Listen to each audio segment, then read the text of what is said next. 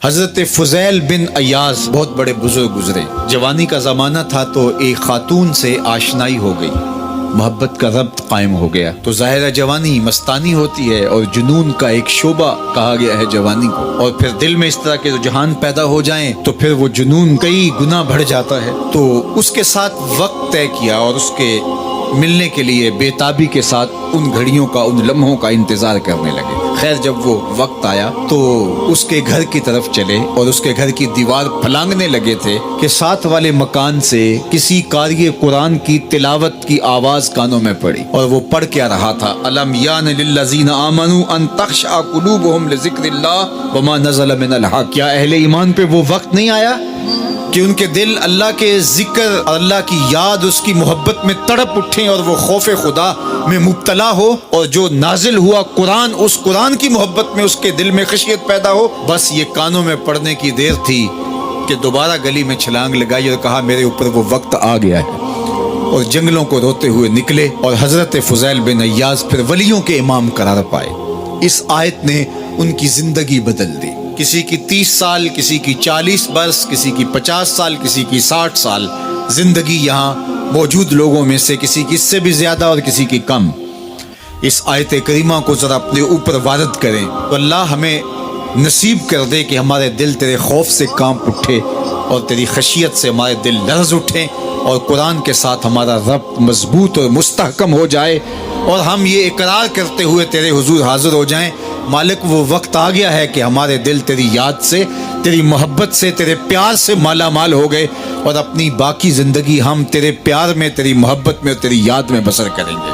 حدیث پاک میں آتا ہے کہ اگر کوئی شخص اللہ کے خوف سے رویا اور اللہ کے خوف سے رونے کی وجہ سے اس کی پلکوں کے بالوں میں سے ایک بال کی جڑ گیلی ہو گئی تو قیامت کے دن وہ بال کھڑا ہو جائے گا، اللہ یا تو مجھے نکال لے یا اسے جنت عطا فرما دے۔ تو اللہ جل شانہ اس بال کو تو آنکھ سے نہیں نوچے گا، بلکہ اس شخص کو اللہ جنت عطا فرما دے گا۔ اللہ اکبر۔ گناہگار کی آنکھ کا پانی اللہ کے غصے کی آگ کو ٹھنڈا کر دیتا ہے، اس لیے ہمیں رونے کا کہا گیا، فَلْيَضْحَكُوا قَلِيلًا وَلْيَبْكُوا كَثِيرًا۔ اللہ اکبر۔ ارشاد فرمایا کہ تھوڑا ہنسا کرو، زیادہ رویا کرو۔ صحابہ کو ہنستے ہوئے دیکھا تو آقا کریم علیہ السلام نے فرمایا کہ تمہارے تک اللہ کی امان نہیں پہنچی اور تم ہنس رہے ہو۔ عرض کی حضور اس کا کفارہ؟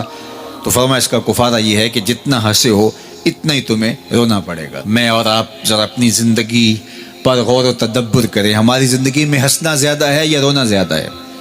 سویر سے لے کر شام تک کہے زیادہ ہیں، ٹھٹھے زیادہ ہیں، مذاق زیادہ ہیں، لطیفے زیادہ ہیں، یا عبرتیں زیادہ ہیں؟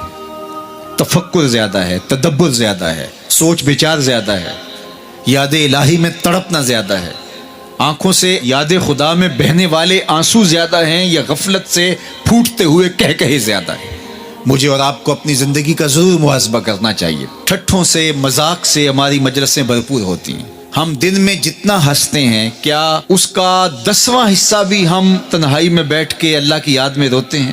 اگر ایسا ہے تو مبارک ہو، اور اگر ایسا نہیں ہے تو اللہ سے آنسو مانگو، اللہ سے درد مانگو، اس کی یاد میں رونا مانگو، اس کے ذکر میں تڑپنا مانگو، اس کی محبت میں بے تابیاں مانگو، آنسو مانگو، سسکیاں مانگو، تڑپنے پھڑکنے کی توفیق دے، دل مرتضیٰ سوز صدیق دے۔